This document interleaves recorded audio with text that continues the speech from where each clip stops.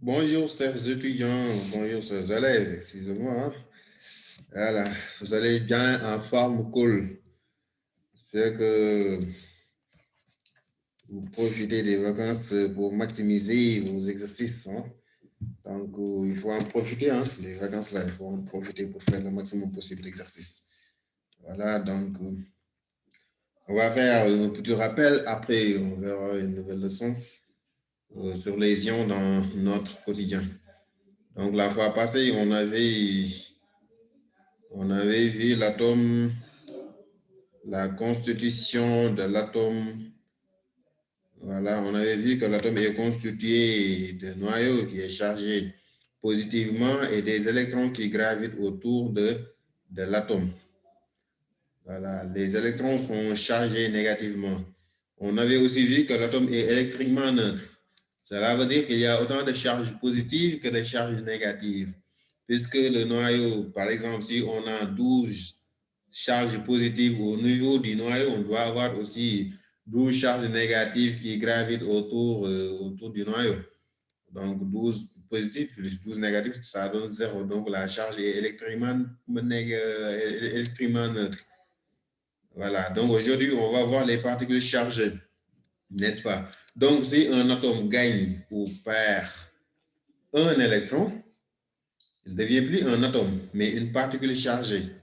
On verra comment on l'appelle.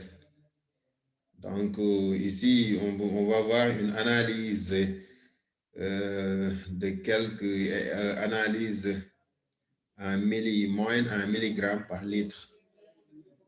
Donc, les bouteilles d'eau que vous utilisez au quotidien, il y a une composition en milligrammes, soit en milligrammes par litre d'eau. Les compositions, si vous prenez une bouteille d'eau, vous verrez par exemple calcium, magnésium, sodium, potassium, et ainsi de suite. Tous ces constituants-là sont en solution, donc c'est des ions. Donc, soit ils ont perdu ou bien gagné quelques électrons. Par exemple, si on prend le cas de calcium, ici on a mis Ca2+. Si on met une charge en exposant, cela signifie que l'atome a gagné, ou bien il ne faut pas dire l'atome, mais la particule a gagné ou bien a perdu. On peut même dire l'atome, bien sûr que oui. L'atome a gagné ou bien a perdu un ou plusieurs électrons. Donc, en solution aqueuse, cela veut dire en présence de l'eau ou bien le solvant et l'eau, et H2O et de l'eau. Donc, ici, on a les particules chargées positivement et là, les particules chargées négativement. Et vous voyez ici le pourcentage milligrammes par litre par litre. Vous le voyez ici. Donc, on va avancer.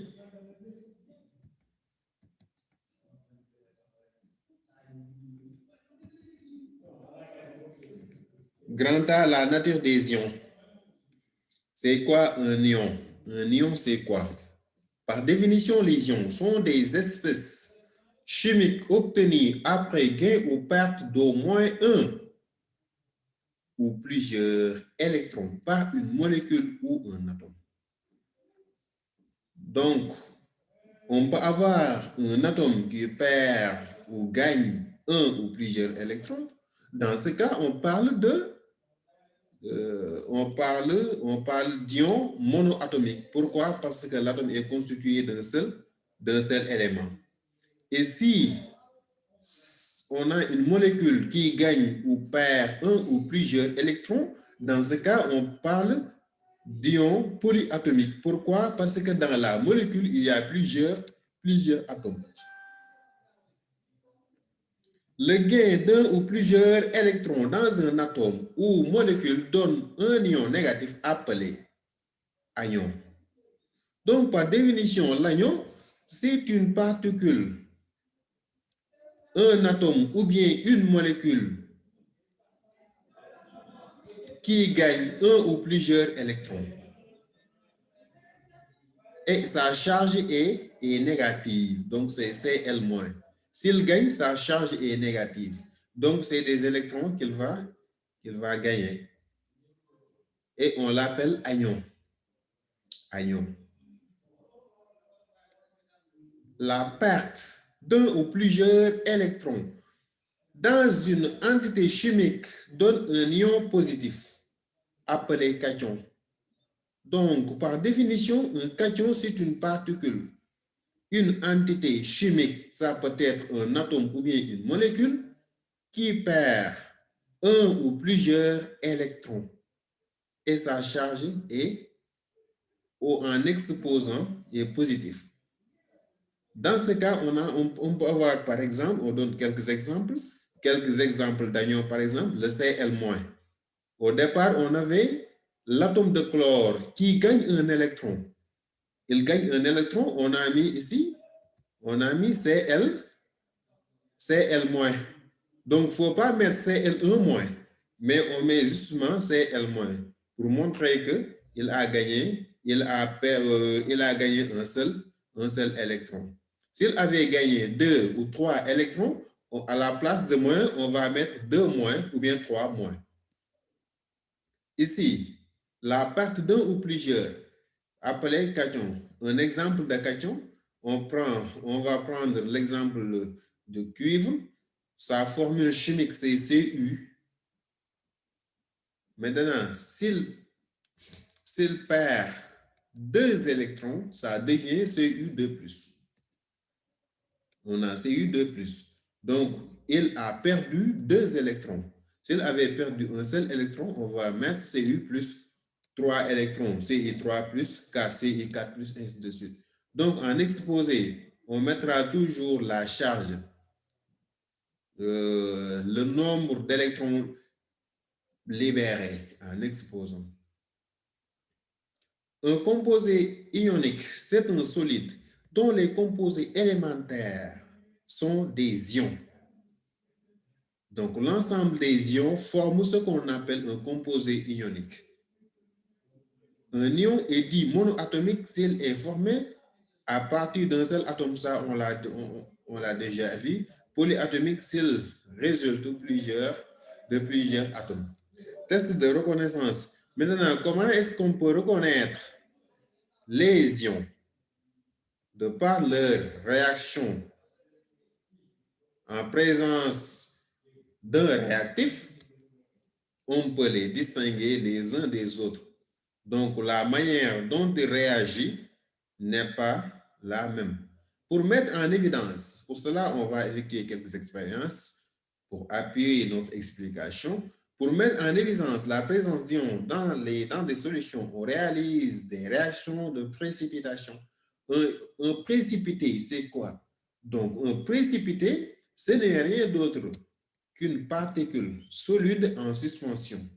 Et la couleur diffère d'un réactif à l'autre.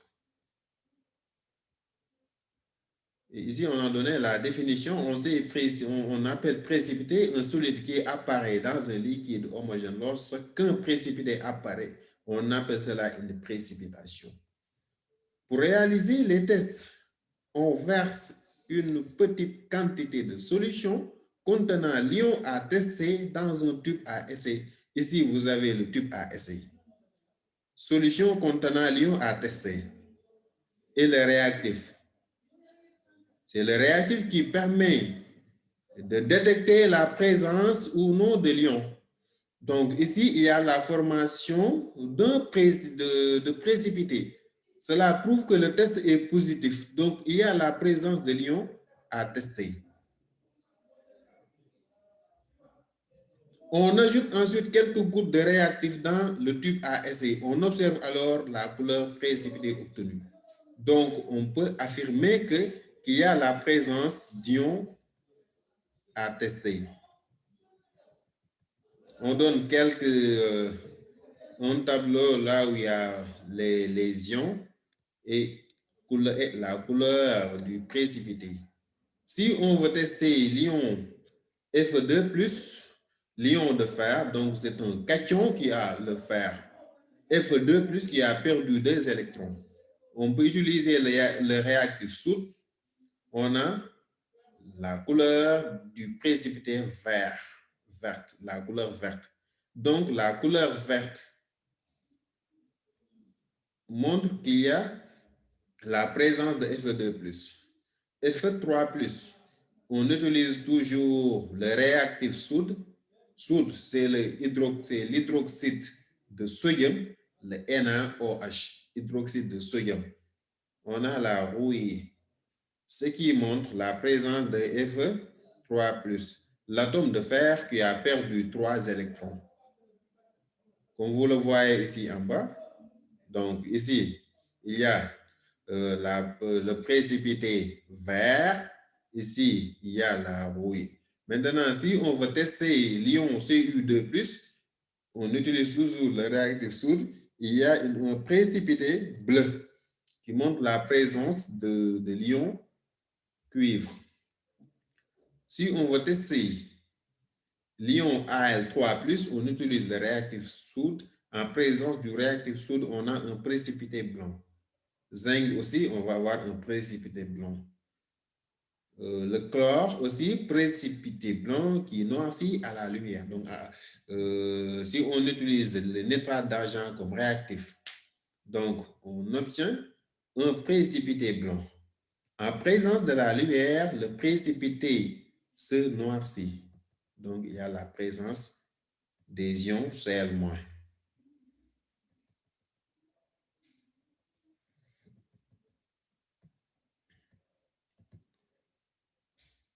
Mesure du pH des solutions. Le pH, c'est quoi le pH dans une solution? Puisque une solution, c'est un mélange. Voilà, on mélange, il y a ce qu'on appelle un solvant et ce qu'on appelle un solité. Le solvant, c'est ce qui dissout le solité. Le solvant peut être eau. Et dans ce cas, on parle de solution aqueuse. Ça peut être aussi de l'huile ou bien un autre liquide. Donc, ça dépend de ce que vous avez. Maintenant, le pH est un nombre qui permet d'évaluer l'acidité ou bien la basicité d'une solution. Donc, on parle de pH, donc c'est un moyen qui peut nous dire la nature de la solution. Si la solution est acide, ou bien la solution est basique, ou bien la solution est neutre. Donc, grâce à la mesure de pH, on peut dire la nature de la solution. C'est un nombre sans unité. Sa valeur est comprise entre 0 et 14. Pour évaluer le pH d'une solution aqueuse, on utilise quoi? Le papier pH ou bien le pH mètre. Ici, vous avez le papier pH. Ici, vous voyez à gradation, c'est 0, 1, 2, 3, 4 jusqu'à 14. Donc, ça varie. Et aussi, il y a les couleurs. Il y a les couleurs. Donc, la présence de ces couleurs, on associe les couleurs avec le pH de la solution. Ici, on a 1, là 2, 3, et ici, orange, on a à peu près 5, 6, c'est un peu orange, 7, ainsi de suite. Et ici, vous avez le pH mètre. Voici le pH mètre. Vous allez mettre ça dans la solution. Dans la solution. Et la valeur du pH de la solution s'affiche au niveau de l'écran. Ici, vous avez un petit écran ici qui va afficher la valeur du pH de la solution. On mesure le pH de quelques solutions à l'aide de pH mètre.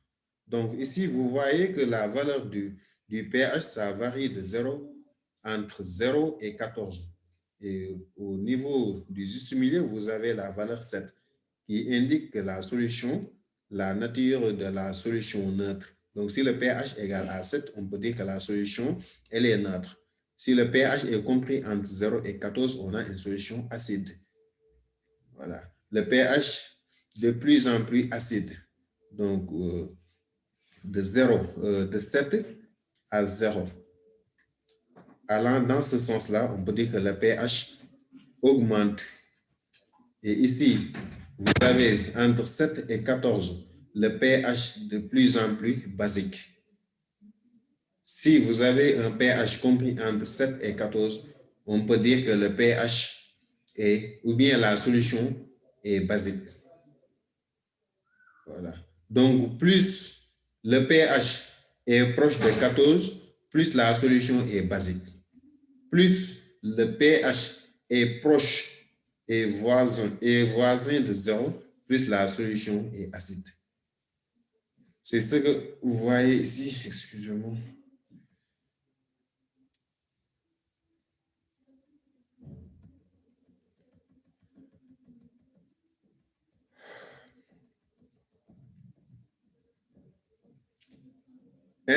Interprétation du pH. Toutes les solutions aqueuses contiennent des molécules d'eau, des ions hydrogène H et des ions hydroxyde OH-. Ion hydrogène, donc c'est un atome qui a perdu un électron. Hydroxyde, c'est une molécule qui a gagné un électron. Une solution neutre contient autant d'ions H plus que d'ions OH-. Une solution acide contient plus d'ions H plus que d'ions OH-. Les ions responsables de l'acidité d'une solution sont les ions H plus. Donc, plus que la solution est riche en H plus la solution est acide.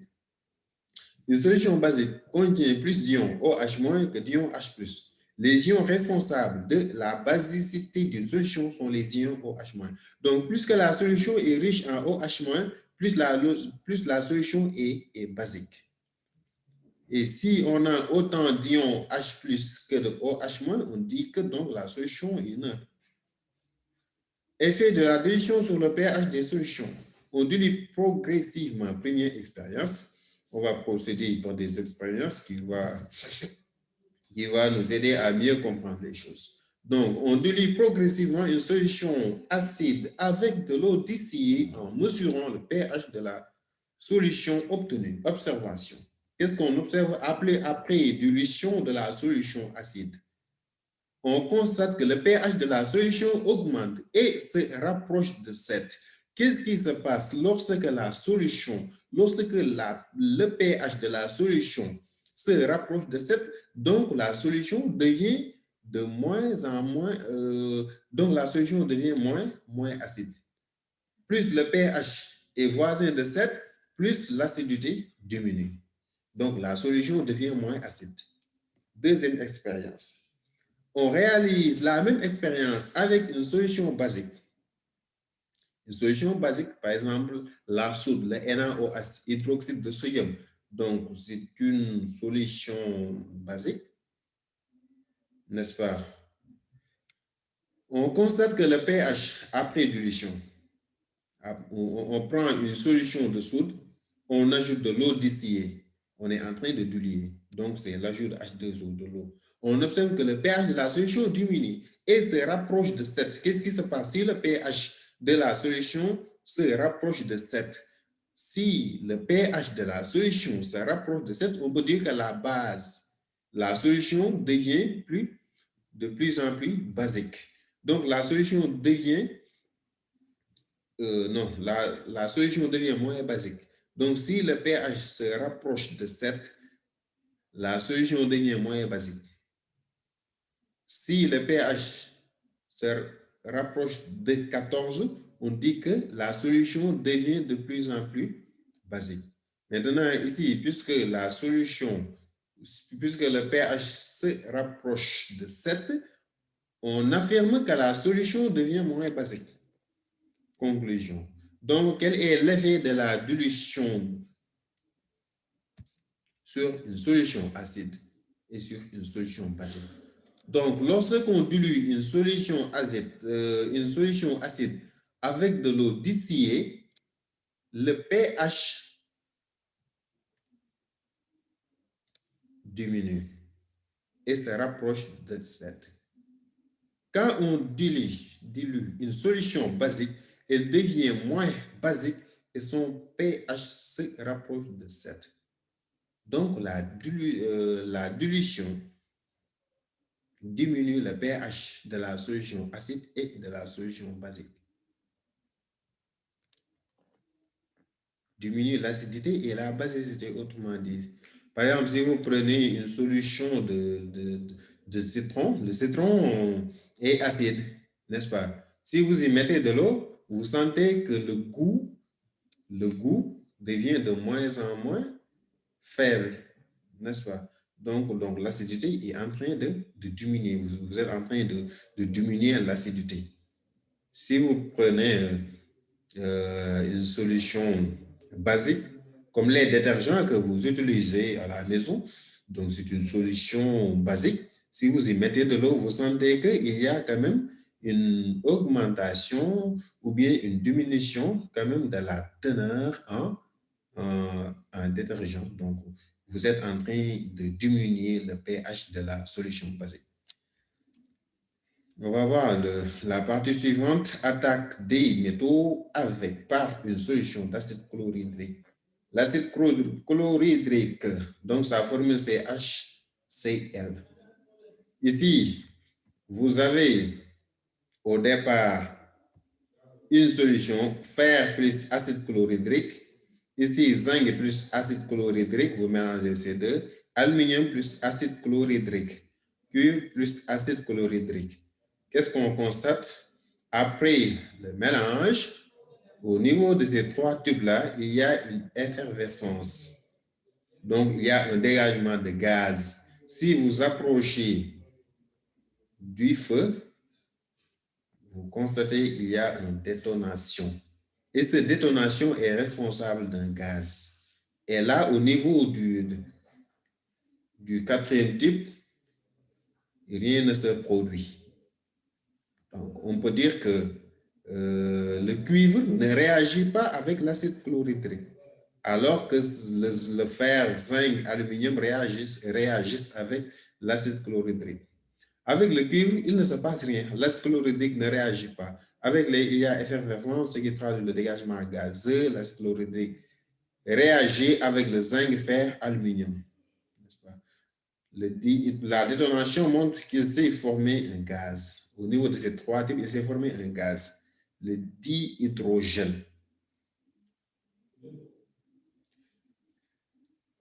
Au niveau de l'expérience 2, ici, on a au départ une solution de fer plus acide chlorhydrique. Donc, fer plus acide chlorhydrique, normalement, ça devait produire une effervescence. Zinc, pareil aussi pour le zinc et acide chlorhydrique, ça devait quand même former un dégagement gazeux au niveau des tubes. Bon, on ajoute de soude, hydroxyde de sodium au niveau de ces deux tubes. Dans le tube 1, il se forme un précipité vert. Donc, il y a réaction entre le soude et le fer. Donc, il se forme hydroxyde de fer. Et le zinc aussi, il y a une précipité. Donc, il y a réaction entre la soude et le zinc. Donc, après réaction, il y a formation d'hydroxyde de zinc. Et au niveau de l'expérience 3, on ajoute du nitrate d'argent concentré au niveau des tubes contenant fer acide chlorhydrique, zinc acide chlorhydrique. Donc, le contenu est le même que l'expérience précédente, mais seuls les réactifs qui diffèrent. Ici, on avait utilisé la soude et là, on utilise le nitrate d'argent. Voilà. Dans le tube, il se forme un précipité blanc. Donc, le précipité blanc est responsable de l'ion Cl-. Conclusion. Le test à la soude détermine la présence des ions métalliques. Test à la soude détermine la présence d'ions métalliques comme l'ion fer 2, hydroxyde de fer 2 et l'ion zinc, précipité formé et l'hydroxyde de zinc. Le test nitrate d'argent détermine la présence d'ions chlorure dans les tubes.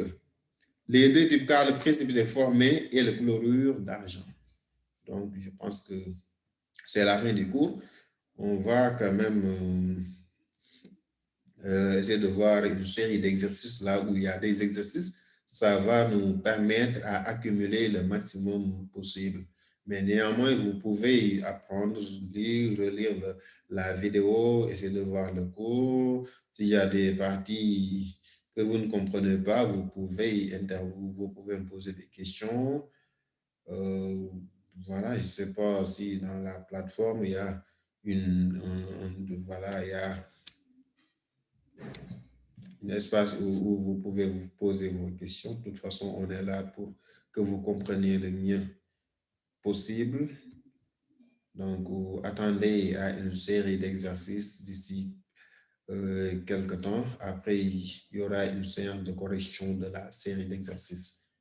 Donc, c'était ce qu'on avait prévu de faire pour cette séance-là. Donc, nous vous remercions de votre attention. Merci.